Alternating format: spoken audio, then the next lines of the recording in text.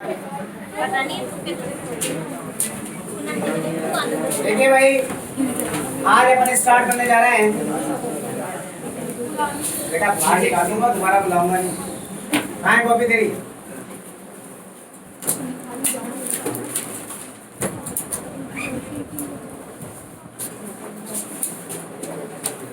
देखिए भाई, पहले लिख दो, बेसिक लिख दो उसके ऊपर और फर्स्ट पॉइंट डाल लो। फर्स्ट पॉइंट डाल लो।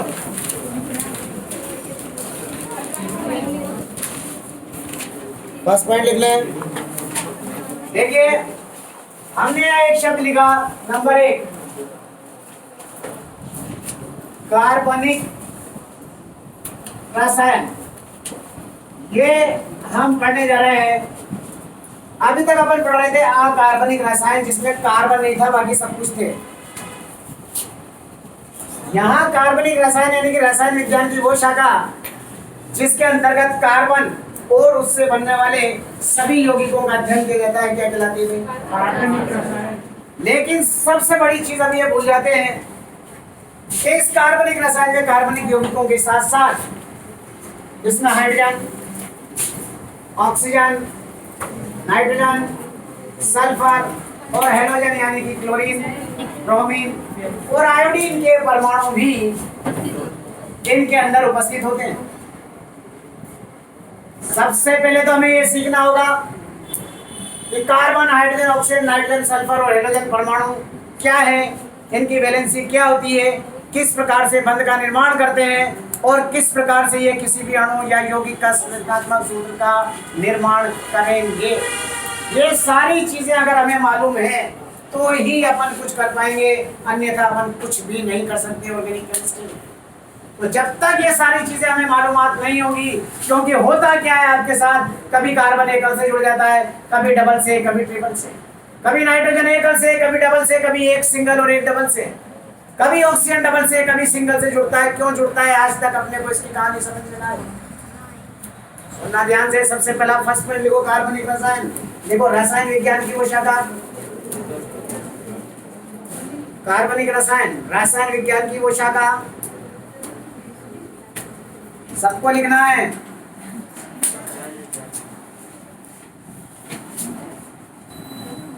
रसायन विज्ञान की वो शाखा जिसके अंतर्गत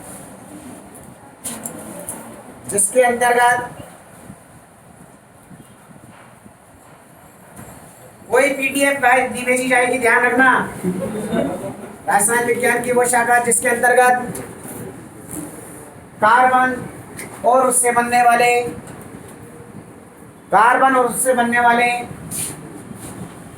सभी यौगिकों का अध्ययन किया जाता है।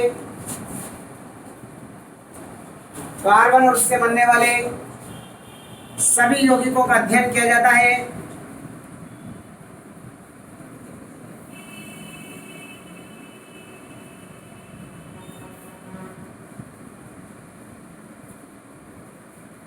कार्बनिक रसायन कहलाती है।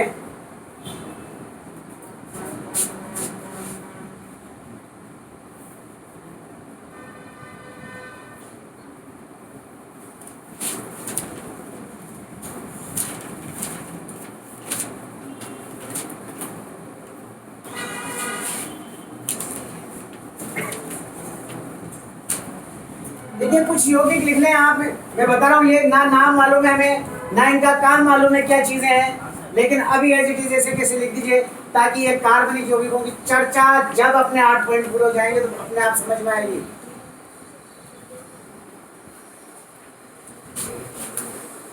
अभी मैं कुछ समझाने की आपको कोशिश करते हैं हम।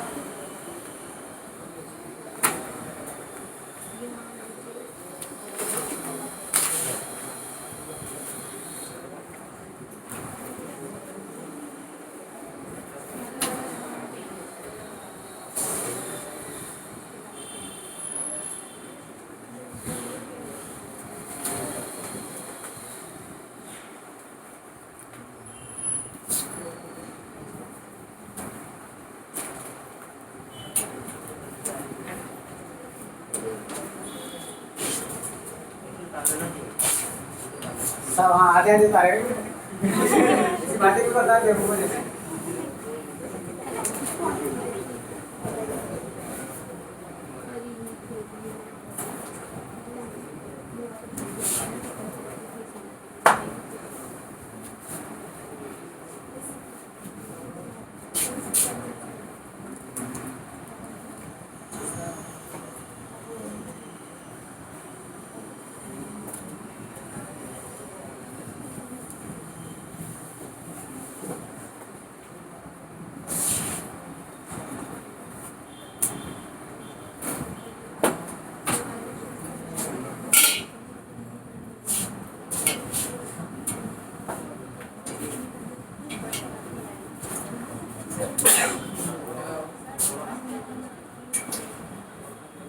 देखा,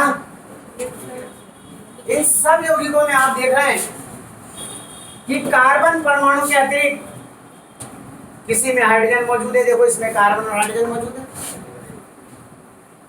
इसमें देखो कार्बन हाइड्रोजन और हेलोजन भी मौजूद है, इसमें कार्बन हाइड्रोजन और ऑक्सीजन मौजूद है, इसमें कार्बन हाइड्रोजन ऑक्सीजन मौजूद है, इसमें कार्बन हाइड्रोजन ऑक्सीजन और क्लोरीन मौजूद है, इसमें कार्बन और सल्फर मौजूद है, इसमें कार्बन हाइड्रोजन और सल्फर मौजूद है, इसमें कार्बन हाइड्रोजन नाइट्रोजन मौजूद है, इसमें कार्बन हाइड्रोजन और नाइट्रोजन मौजूद है। ठीक है, दिखाई दे रहा है? इसका मतलब इस कार्बनिक यौगिकों में carbon, hydrogen, oxygen, sulphur, nitrogen और हेलोजन ये तत्व उपस्थित होते हैं। बात क्लियर हो गई? अब इसमें एक बात और समझ में नहीं आ रही होगी कि कभी ऑक्सीजन एकल बंध से जुड़ रहा है, कभी ऑक्सीजन डबल बॉन्ड से जुड़ रहा है, कभी नाइट्रोजन एकल बंधों से जुड़ रहा है, कभी नाइट्रोजन ट्रिपल बॉन्ड से जुड़ रहा है, कभी कार्बन एकल से, कभी डबल से, कभी ट्रिपल से जुड़ रहा है। ये क्यों जुड़ रहा है, कैसे जुड़ रहा है, क्या कारण है, इन सबको हमें मालूम होना चाहिए। तो आज का टॉपिक अपना यही है कि इसकी स्ट्रक्चर फॉर्मूला हम कैसे बनाएंगे।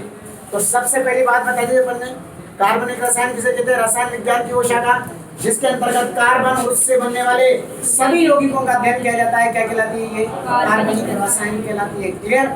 जब आपको ये समझ में आ जाएगा कि नाइट्रोजन ट्रिपल से यहाँ क्यों जुड़ रहा है, यहाँ एकल से क्यों जुड़ रहा है, यहाँ ऑक्सीजन एकल से, यहाँ डबल से क्यों जुड़ रहा है, तो ऑर्गेनिक केमिस्ट्री की 50% प्रॉब्लम्स आपके खत्म हो जाएगी। सेकंड पॉइंट लिखो, कार्बनिक यौगिक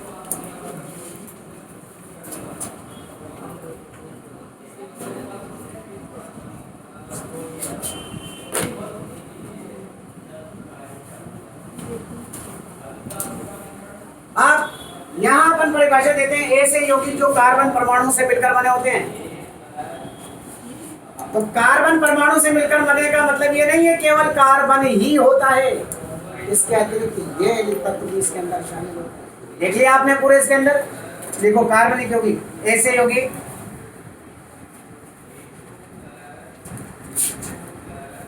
जो कार्बन परमाणु के परस्पर संयोग से मिलकर बनते हैं। अब ये संयोग वर्ड इसीलिए आया है, कार्बन परमाणु के परस्पर संयोग से मिलकर बनते हैं।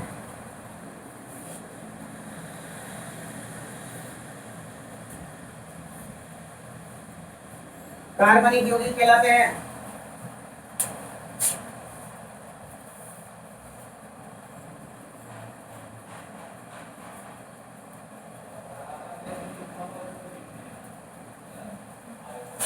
तथा इन यौगिकों में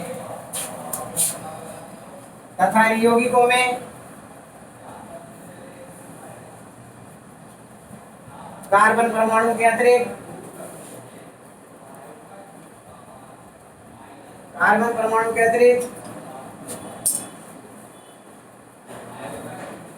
सभी लिख लो, हाइड्रोजन, ऑक्सीजन, सल्फर, नाइट्रोजन या हेलोजन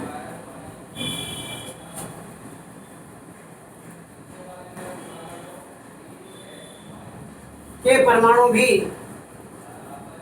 उपस्थित होते हैं।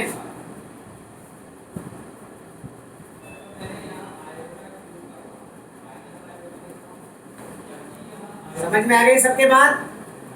ये जरूर इस कार्बनिक यौगिक में ये मत के सोचना कभी दिमाग में, सबसे पहला तो कंफ्यूजन यहीं से पैदा होता है भाई कार्बनिक यौगिक की परिभाषा कार्बन और उससे मिलकर बने यौगिक, लेकिन इनमें इन अकार्बनिक तत्वों का भी योगदान होता है।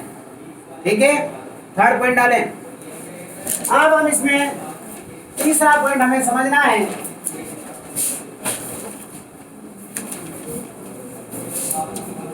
देखिए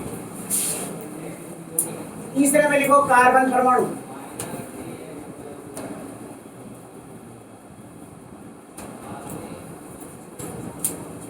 देखो कार्बन परमाणु की संयोजकता 4 होती है।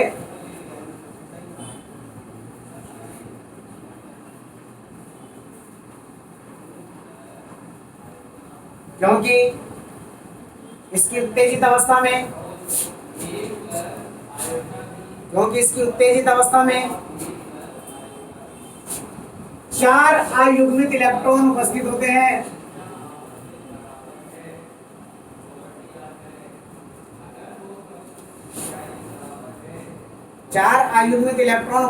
हैं। बोर्ड पे देखें कैसे कार्बन, अब इसको समझ लें इस पॉइंट को, 1s2 2s2 2p2। इसके एस में कितने इलेक्ट्रॉन है? 2। और इसके पी में कितने इलेक्ट्रॉन है? नियम कहता है, आयुष आगे आजा, यहाँ आ जाए जरा। अपन ने ये पढ़ा है कि जिस परमाणु में जितना युग्मित इलेक्ट्रॉन होते हैं वो उसकी संयोजकता होती है और वो उतने ही बंधों का निर्माण करता है। तो यहाँ इस अवस्था में कितने बंध बना रहा है? लेकिन कार्बन की संयोजकता ऑर्गेनिक केमिस्ट्री में हम क्या बता रहे हैं? 4। तो इसका मतलब इस कार्बन की प्रथम ES के अंदर जब हम इसे गर्म करेंगे तो ये युग्मित इलेक्ट्रॉन कहाँ आ जाएगा? रिक्त P कक्षक में प्रवेश कर जाता है, जिससे इसमें अयुग्मित इलेक्ट्रॉन कितने हो गए? अभी यहाँ 4 अयुग्मित इलेक्ट्रॉन 4। और जितने अयुग्मित इलेक्ट्रॉन होते हैं उतने ही वो क्या बनाता है? सहसंयोजक। कितने बनेंगे? 4। और जितने सहसंयोजक बनाता है उसकी संयोजकता कितनी हो जाती है? 4। आ गई बात समझ में? तो सबसे पहला पॉइंट तो ये समझ में आया कार्बन परमाणु की संयोजकता 4 क्यों होती है। पहला कर सवाल ये उठता है। दूसरी बात बताएंगे 4 संयोजकता के कारण क्या करेगा। इसके पास 4 तरह की पावर होगी। पहले इसको ले लो।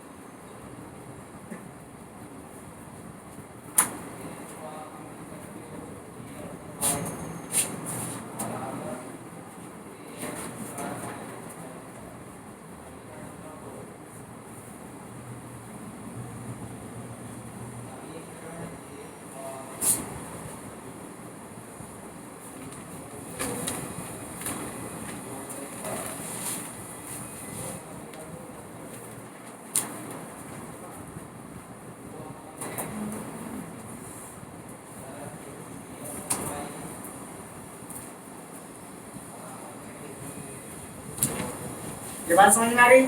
आप देखो इसके पास 4 पावर आ गई। इसकी संयोजकता 4 है तो सबसे बड़ी पावर ऑर्गेनिक केमिस्ट्री में इस कार्बन की है। देखो नीचे लिखेंगे अतः कार्बन परमाणु अपनी चारों संयोजकताओं को 4 प्रकार से पूरी कर सकता है। कितने प्रकार से पूरी कर सकता है? 4। नीचे लिखो अतः कार्बन परमाणु अपनी चारों संयोजकताओं को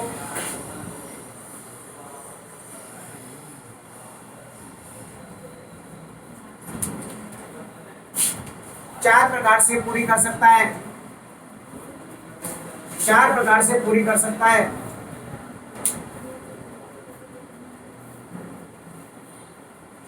नंबर 1 सबको मालूम है भाई। पहला तरीका तो क्या है? 4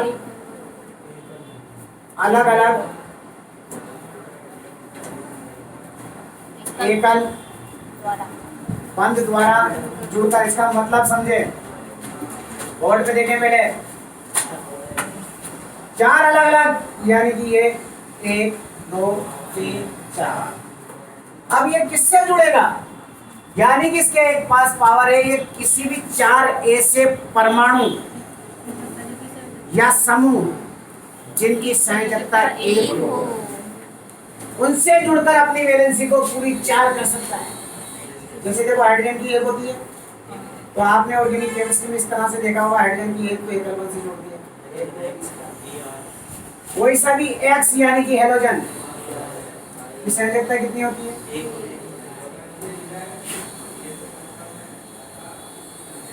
यानी कि ये 4 ऐसे परमाणु या समूह से जुड़ सकता है जिनकी संयोजकता कितनी हो। ये 4 अलग अलग एकल बंधु द्वारा जुड़ के, इसका मतलब समझ में आ गया? ये 4 ऐसे परमाणु या समूह से जुड़ सकता है जिसकी संयोजकता क्या हो?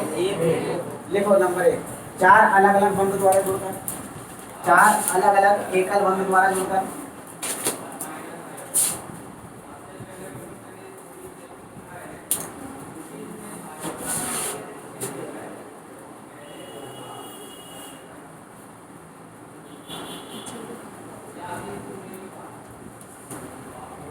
दिया। ये देखो ना बेटी क्यों आप समझा रहे थे जब से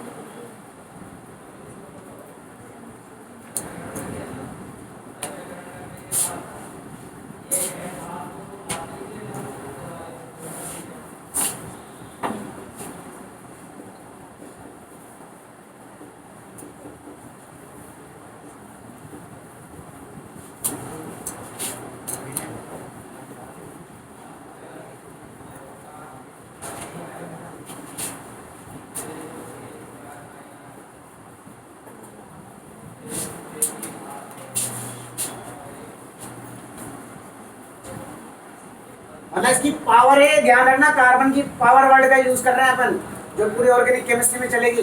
फिर अपन एक ऐसी टेक्निक अभी जब सारे पढ़ लेंगे तो कार्बन की पावर को 0 कर देंगे और हाइड्रोजन ऑक्सीजन नाइट्रोजन से ही अपन कार्बन की पावर को बढ़ा लेंगे। देखो दूसरा पॉइंट है, 2 अलग अलग एकल बंध व एक द्विबंध द्वारा जुड़कर, यानी कि दूसरा इसका ये एक 2 एकल बंध से जुड़ सकता है, लेकिन इसकी संयोजकता हमेशा कितनी होगी? 4 होगी। सुने, इसका अर्थ क्या हुआ? ये 2 ऐसे परमाणु से जुड़ सकता है जिसकी संयोजकता 1 हो और एक ऐसे परमाणु से जुड़ सकता है जिसकी संयोजकता 2। जैसे अपन HCHO को लिखते हैं ना, HCH ऑक्सीजन की कितनी होती है? 2। तो 2 एकल वाले से और एक। अभी ये मत सोचना है कैसे जुड़ा, ये अभी अपने आप चलता जाएगा, हाइड्रोजन आएगा, ऑक्सीजन आएगा, तो सब अपने आप आ जाएगी। तो लिखिए दूसरा पॉइंट, अभी तो केवल इसकी पावर बता रहे हैं अपन।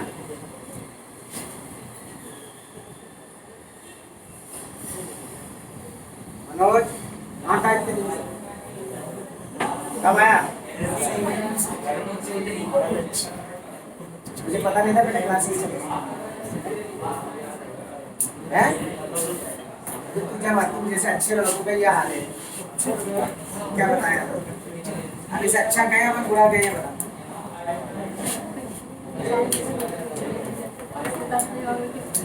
तेरी किस्मत जोरदार है तो आ गया टाइम।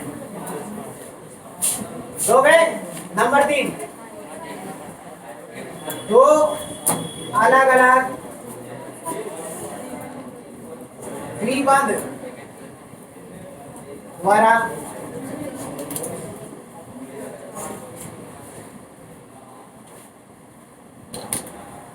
और फिर आगे आ जाओ और यहीं बैठना रहो। अब मुझसे जब तक ऑर्गेनिक केमिस्ट्री खत्म हो जाए आगे आ जाए फटाफट। बेटा बार बार मुझे नहीं कहना पड़े, रोज मुझे यहीं दिखाई देगा आगे वाली बेंच पे। नहीं आज से, अभी से काल करो सो आज कर, आज करो सो अब। और आगे बोलूंगा तो दिक्कत आ जाएगी, इसलिए रोक के अपना डायलॉग नहीं करते। आप देखो 2 अलग अलग द्विबंध द्वारा जुड़कर, इसका अर्थ समझे, यानी कि इसका अर्थ समझ में आया कि 2 ऐसे परमाणु से जुड़ सकता है जिसकी संयोजकता कितनी हो? जैसे ऑक्सीजन की 2 होती है ना, अपन कार्बन डाइऑक्साइड को ऐसे लिखते हैं। चलिए देखिए,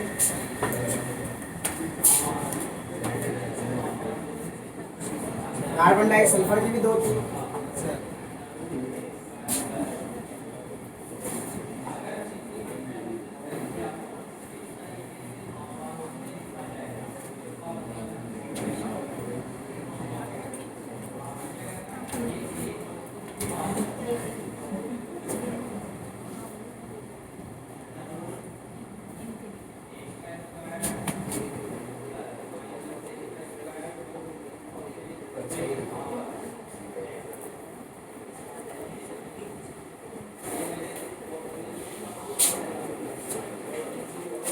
और चौथा प्रोसेस है एक त्रिबंध, वो जिसे अपन जोड़ते हैं ना, एक सी, तीन और एक चार, पूरी नाइट्रोजन की तीन है।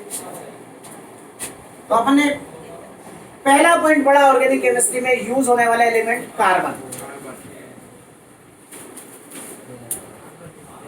तो मुझे बता दो कार्बन की संयोजकता कितनी, कितने प्रकार से पूरी कर सकता है? चार अलग अलग एकल बंध द्वारा, दो अलग अलग एकल और एक द्विबंध द्वारा, दो अलग अलग द्विबंध द्वारा, एक एकल और एक द्विबंध द्वारा। क्लियर हो गई बात? पॉइंट नंबर कौन सा है? चौथा। अब यहीं से एक एक चीज आपकी क्लियर होती जाएगी चौथे पॉइंट से। पॉइंट नंबर 4, हाइड्रोजन परमाणु।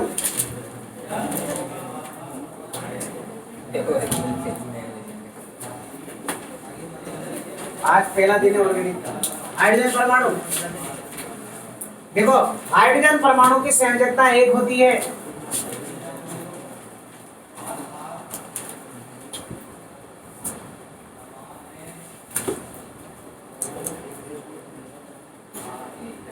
क्योंकि इसके बाह्यतम और एकमात्र कोश में, क्योंकि इनके बाह्यतम और एकमात्र कोश में एक अयुग्मित इलेक्ट्रॉन उपस्थित होता है।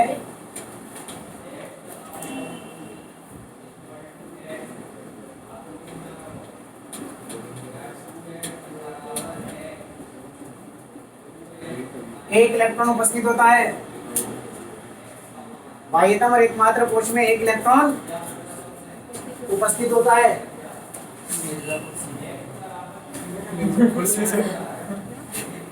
इधर देखिए, हाइड्रोजन -1 एक अयुग्मित बंध भी एक बनाएगा। इसका मतलब ये हुआ कि हाइड्रोजन परमाणु के पास केवल एक ही पावर है, केवल ये। कहीं भी पूरी ऑर्गेनिक केमिस्ट्री में कहीं भी जोड़ेंगे हाइड्रोजन परमाणु को, एकल बंध के द्वारा ही जुड़ेगा, कभी भी डबल या ट्रिपल बॉन्ड से नहीं जुड़ेगा। समझे? लिखो।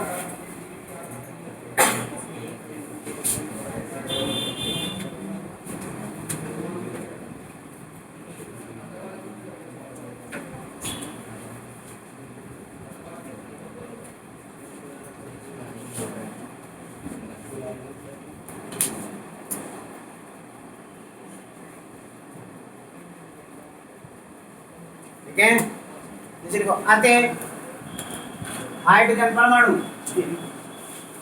हमेशा, आते हाइड्रोजन परमाणु हमेशा एकल बंध द्वारा जुड़कर ही, एकल बंध द्वारा जुड़कर ही अपनी संयोजकता को पूरी करेगा।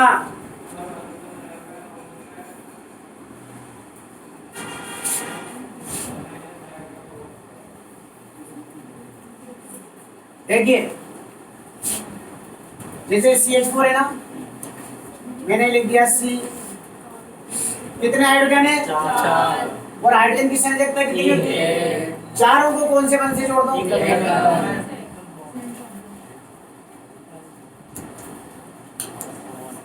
मतलब समझ में आ गया? अर्थ समझ में आ गया? मैंने लिखा OH, ये O, यहाँ पर इसका मतलब कौन सा बॉन्ड है? कौन से बॉन्ड से जोड़ दूं? ये है CHO। चलो लिख दीजिए, उदाहरण लिख दीजिए। मतलब समझ आया हाइड्रोजन का? क्या हमेशा एकल बंध के द्वारा जुड़कर ही अपनी संयोजकता को पूरी करेगा।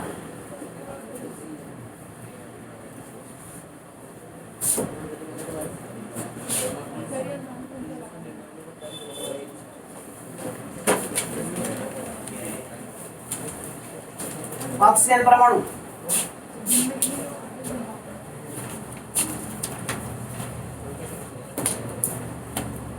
देखो, ऑक्सीजन परमाणु की संयोजकता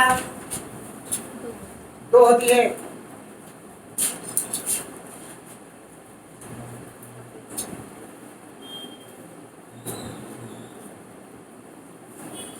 क्योंकि इसके बाह्यतम कोश में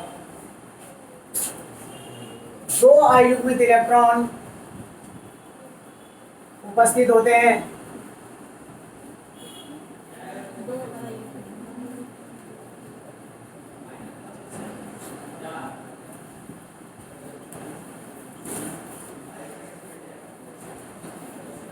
देखो P1, P2, P3 और यहाँ देखिए अयुग्मित इलेक्ट्रॉन कितने बंध बनाएगा, इसलिए इसकी संयोजकता कितनी हो गई? ठीक है, बना लीजिए बराबर। अब इसके बाद दो पावर आ गए,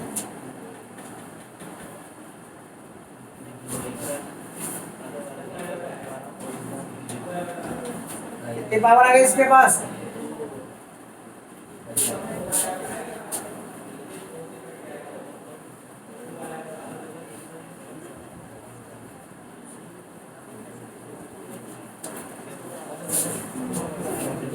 लिखो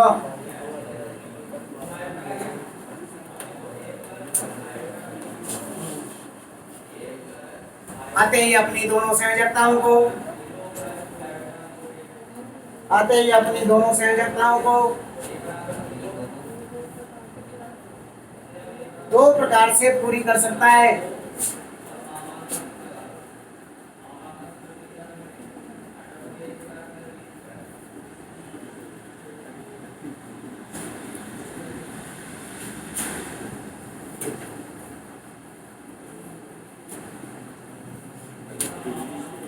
नंबर 1, दो अलग अलग एकल बंध द्वारा जुड़कर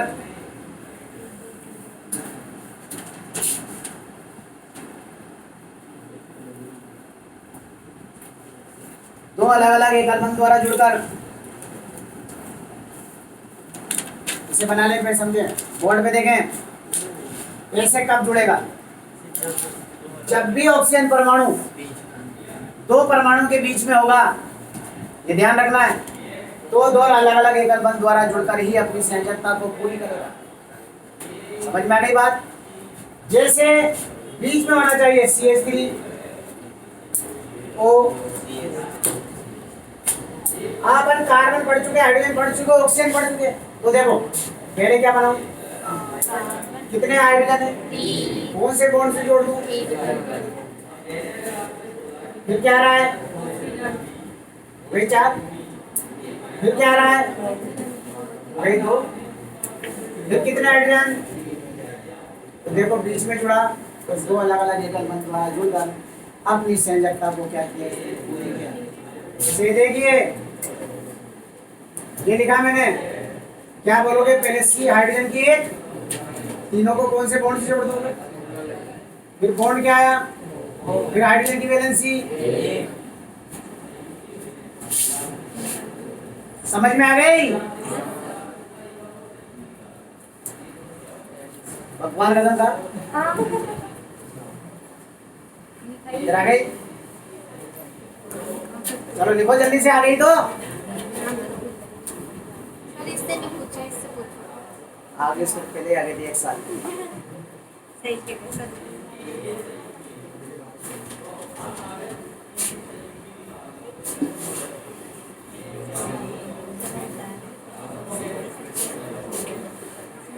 नंबर 2,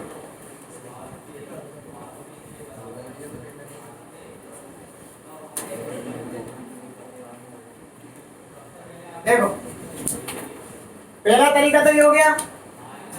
दूसरा तरीका है द्विबंध द्वारा जुड़कर, एक द्विबंध द्वारा जुड़कर।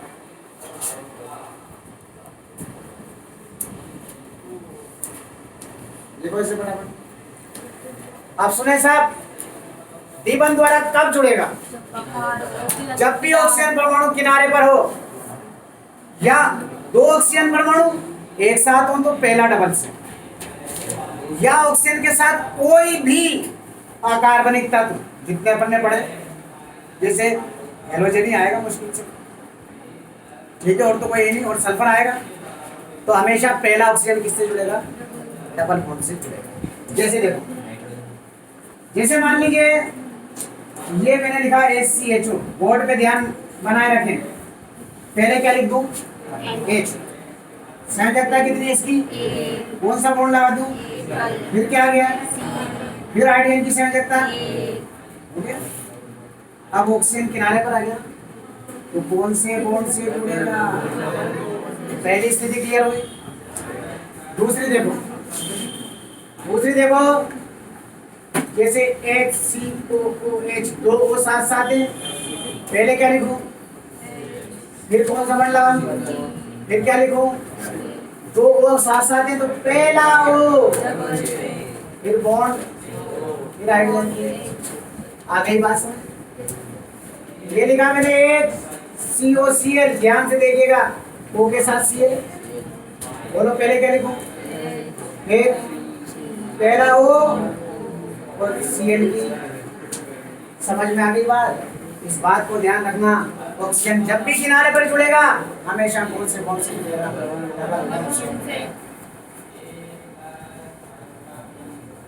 बेटा एक बात मेरी याद रखना, अगर ये चीजें नहीं आई ना तो आप रटते रहो, खाते रहो, कुछ भी करते रहो, आधा नंबर भी नहीं आएगा। बेटा ध्यान रखिए, इन चीज़ों को अगर नहीं समझे और इधर उधर देखने में अपने टाइम बिता दिया ना, तो ये आखिरी चांस है आपके पास। वैसे मेरी जिम्मेदारी है नहीं है, मैं 11th में बता चुका हूँ सारी चीज़ें। अभी मेरा फर्ज नहीं बनता है बेटा ये करने का, लेकिन मैं फिर भी तुम्हें करा रहा हूँ। डायरेक्ट चैप्टर का नाम डाल के वहाँ से स्टार्ट करते, तो मुझे उस चीज़ पर मजबूर मत करो तुम लोग।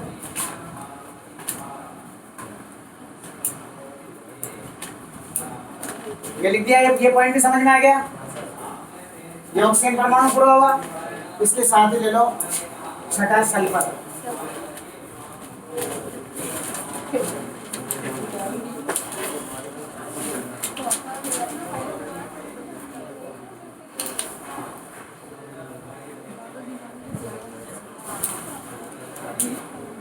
देखिए भाई, सल्फर वायुतन कोश में कितने आयु में इलेक्ट्रॉन है? आयु में दो संयोजकता। अतः ये अपनी दोनों संयोजकताओं को कितने प्रकार से पूरी करेगा? अगर ये सेम ऑक्सीजन की तरह अगर बीच में जुड़ा हुआ तो दो किसके द्वारा भाई? एकल बंध द्वारा। और एक द्विबंध द्वारा कैसे जुड़ेगा? अगर किनारे पर जुड़ा होगा तो लिख लो इसको, कैसी कैसी लिख सकते हैं, इसकी कोई जरूरत ही नहीं है।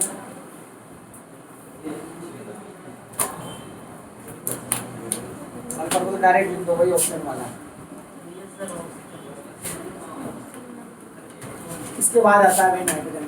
नंबर कौन सा है ये? अब ये नाइट्रोजन परमाणु और हेलोजन आया, सारे पूरी ऑर्गेनिक केमिस्ट्री के एक ही दिन में आप सीख जाएंगे स्ट्रक्चर।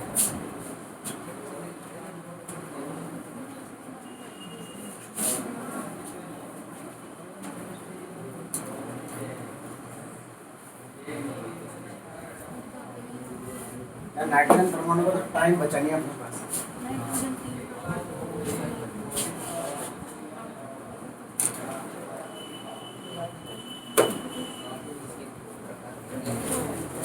नाइट्रोजन के 3 प्रकार हैं और फिर इसकी प्रैक्टिस है।